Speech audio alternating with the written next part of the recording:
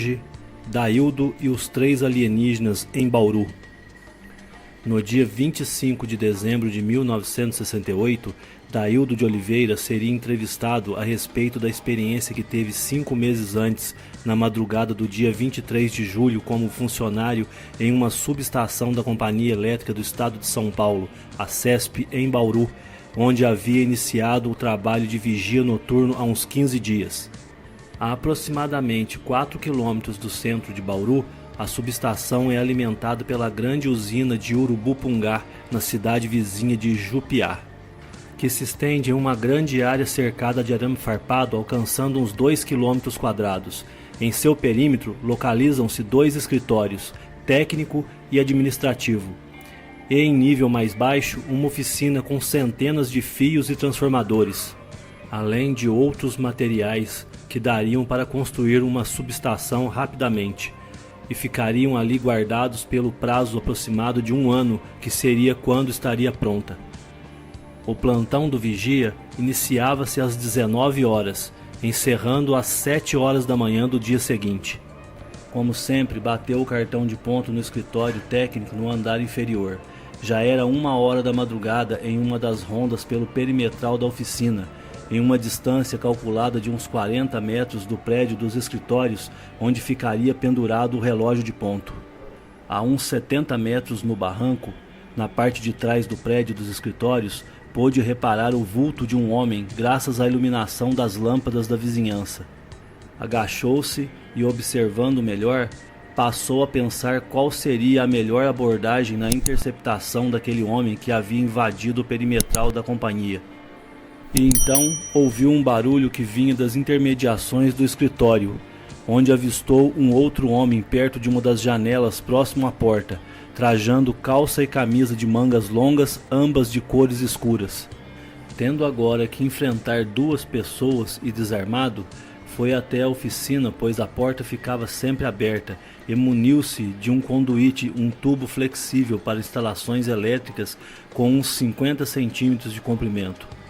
Com todo cuidado e aproveitando-se que seus sapatos tinham solado macio de borracha, foi sem fazer barulho para que não fosse percebido pelos invasores que ali estavam, abordando primeiro o estranho próximo ao escritório, que olhava para dentro pela vidraça, e com 2 fortes golpes tentou colocá-lo fora de combate, mas que, apesar da força e de serem bem aplicados, foram defendidos com movimentos rápidos pelo estranho, atingindo uma madeira ao lado.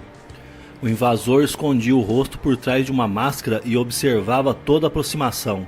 E então logo entraram em um combate corpo a corpo. Os 2 rolaram pelo chão, pois ao cair o intruso puxou Daildo, que acabou por se desequilibrar, caindo junto com ele. E em meio à luta, Daildo pôde perceber que seu adversário tinha uma força considerável e não conseguiu ver seu rosto, que ficava totalmente escondido por aquela máscara escura da mesma cor do restante do traje e que cobria toda a sua cabeça, mas que de vez em quando escutava uns grunhidos de seu adversário, totalmente diferente de nossas línguas.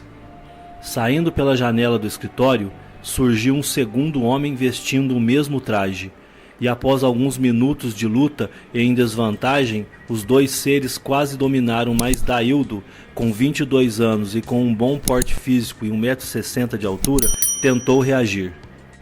E enquanto os 2 seres seguravam seus braços e tentavam imobilizá-lo, eis que surgiu um terceiro homem, que poderia ser aquele que ele havia avistado próximo ao barranco. Esse não usava máscara, então Daildo pôde ver seu rosto. Tinha pele clara e cabelos avermelhados curtos, e durante a luta que se estendia, pôde sentir ao toque das mãos fios mais duros que os cabelos de uma pessoa normal. Este ser, que usava um traje mais claro, entrou na luta e lhe tirou os sapatos, e aos puxões lhe arrancou a jaqueta, e 2 botões da camisa de Daildo saltaram ao chão. Deram um tranco em sua perna esquerda, que mesmo depois de algum tempo ainda sentia, principalmente quando havia mudanças climáticas. O levantaram no ar e o atiraram com as costas no chão umas 5 ou 6 vezes, deixando-lhe atordoado. E já sem condições de reagir ou se defender, o levantaram e amistosamente deram-lhe alguns tapinhas nas costas, pronunciando algumas palavras em uma língua estranha que Daildo não entendia, mas para ele parecia significar, segundo as palavras de Daildo: "Vá para lá, seu vadio, que aqui voltamos no término." Suponho que Daildo quis dizer com essa expressão: "Vá embora, seu vagabundo, que nós voltamos quando esta obra terminar." Os outros, que em meio à luta tinham dado alguns estranhos grunhidos, ficaram em silêncio. Daildo, cautelosamente e olhando sempre para trás, afastou-se em direção à escada para pedir apoio ao outro vigia, já veterano na empresa, o Sr. Antônio, que se encontrava no escritório administrativo.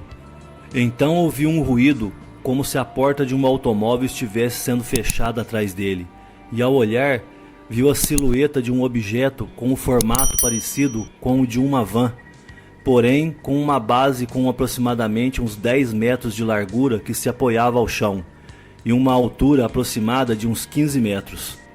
Minhas considerações. Esses tipos de UFOs são muito conhecidos e comumente chamados de geladeiras voadoras, pelo seu formato que lhe foge completamente à aerodinâmica. Esses bizarros objetos vão de quadrados a retangulares. Bom, e retomando o assunto, o objeto elevou-se. Então Daildo ouviu um segundo barulho e sentiu uma espécie de pressão no ar. Subindo em movimentos tortuosos, foi em direção a um transformador de baixa tensão, fazendo um recuo para novamente subir e assim passar por cima da rede de alta tensão, e sempre com movimentos oblíquos, voou em direção à cidade vizinha de Lins, São Paulo. E Daildo então percebeu que o que acabara de enfrentar não seriam apenas meros ladrões de escritório. Juntos, os dois vigias, Daildo e Antônio, fizeram uma varredura em todo o perimetral da empresa e perceberam que o piso de cascalho se encontrava todo revirado e espalhado pelo gramado. Encontraram os botões arrancados da camisa de Daildo, a jaqueta e a lanterna que havia caído do bolso da calça, porque não estava usando, pois as pilhas estavam fracas. E caídos a uns 20 metros dali, estavam os sapatos que tinham sido arrancados de seus pés, certamente deixados ali pelos tripulantes daquele estranho objeto ao embarcarem para a decolagem.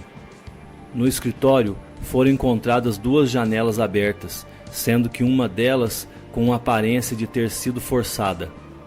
Quando os engenheiros chegaram pela manhã, umas 7 horas naquela segunda-feira, foi feito um balanço no escritório. E o doutor Benedito Clóvis dos Santos assegurou que não faltava nada, mas que haviam marcas de mãos sujas em um dos arquivos. Comunicando imediatamente a ocorrência na delegacia de polícia, e 2 dias após o ocorrido, os militares de Bauru foram ao local para averiguação e trataram do fato com muita seriedade e atenção. Foram feitas 2 entrevistas pelos militares da aeronáutica, além de na época ter sido entrevistado pelo repórter Esso do Canal 4, São Paulo. E daí por diante, a segurança do local foi reforçada, passando de 3 para 6 vigias noturnos. A testemunha, Daildo, estudou até o 4º ano primário e prestou as declarações com toda segurança sem cair em qualquer contradição.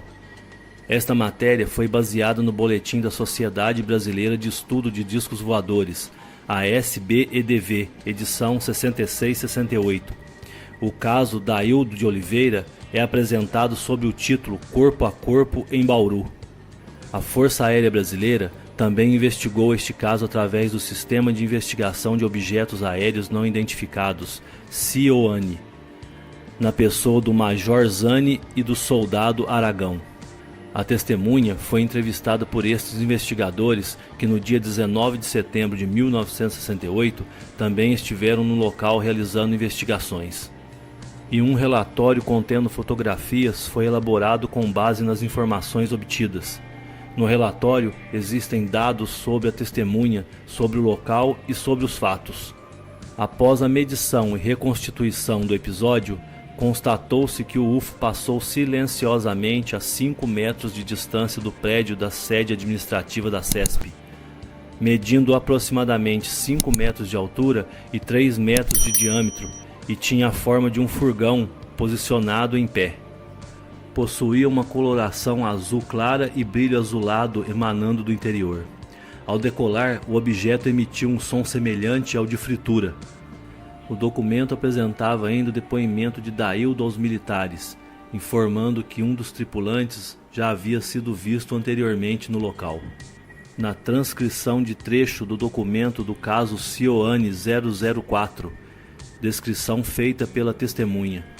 Pelas vestimentas, camisa e calça amarela, supõe-se que 2 dias antes do acontecido, um dos tripulantes tenha sido visto a uns 100 metros da central elétrica, próximo a uma cerca de arame. Neste caso, o vigia do local pediu que ele se afastasse, e ele respondeu que estaria aguardando alguns companheiros que estavam caçando tatu. Um cético usaria do argumento de que os 3 estranhos seriam apenas 3 ladrões de escritório, e que o vigia teria se confundido. Suas aparências e por terem se comunicado em português seriam a confirmação dessa hipótese.